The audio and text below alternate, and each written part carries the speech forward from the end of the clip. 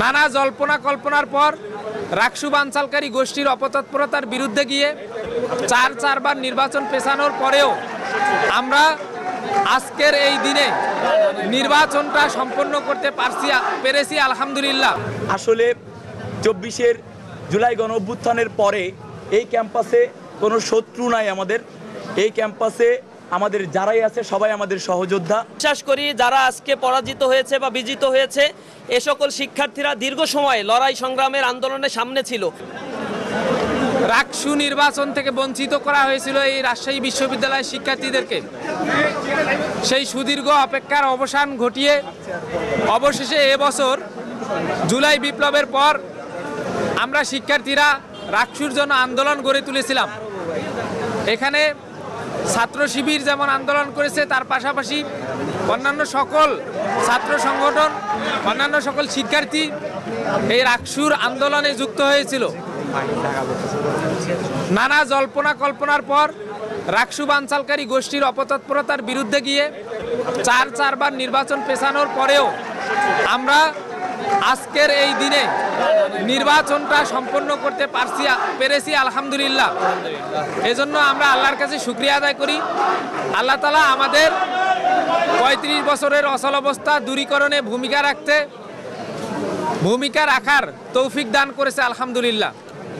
সম্মানিত সাংবাদিকবৃন্দ, আমরা এই সফলতার পিছনে রাজশাহী বিশ্ববিদ্যালয়ের সকল শিক্ষার্থী, শিক্ষক, কর্মকর্তা, কর্মচারী সহ সকল স্টেক হোল্ডারকে এবং রাজশাহী বিশ্ববিদ্যালয়ের সকল সাবেক শিক্ষার্থীকে যারা 35 বছর ধরে রাকসু নির্বাচনের জন্য আন্দোলন করেও রাকসু নির্বাচন পায়নি, তাদের সবাইকে ধন্যবাদ জানাই, তাদের প্রতি কৃতজ্ঞতা জানাই।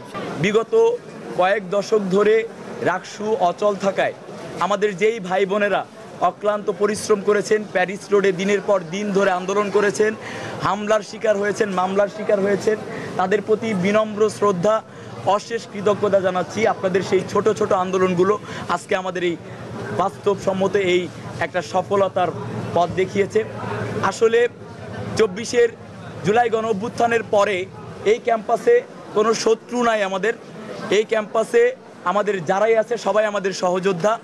যারাই নির্বাচনে অংশগ্রহণ করেছে, আমাদের যেই পদে যারা বিজয়ী হয়েছি, পাশাপাশি আরও 14-15 জন করে আমাদের যে ভাইয়েরা ছিলেন যারা প্রতিদ্বন্দ্বিতা করেছেন, সকলের প্রতি আন্তরিকভাবে ধন্যবাদ এবং কৃতজ্ঞতা জানাচ্ছি। সকলকে নিয়ে ইনশাল্লাহ আগামীর স্বপ্নের ক্যাম্পাস বিনির্মাণে আমরা যতটুকু করা যায় সর্বোচ্চটা দিয়ে চেষ্টা করব।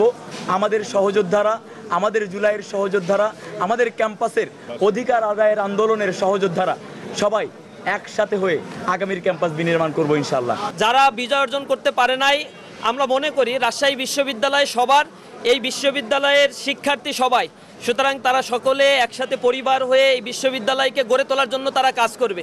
নির্বাচনের সময় জয় পরাজয় এটা স্বাভাবিক বিষয়, কিন্তু বিশ্ববিদ্যালয়ের স্বাভাবিকভাবেই ছাত্র সংশ্লিষ্ট কার্যক্রম পরিচালনার ক্ষেত্রে আমরা বিশ্বাস করি যারা আজকে পরাজিত হয়েছে বা বিজিত হয়েছে এ সকল শিক্ষার্থীরা দীর্ঘ সময় লড়াই সংগ্রামের আন্দোলনের সামনে ছিল।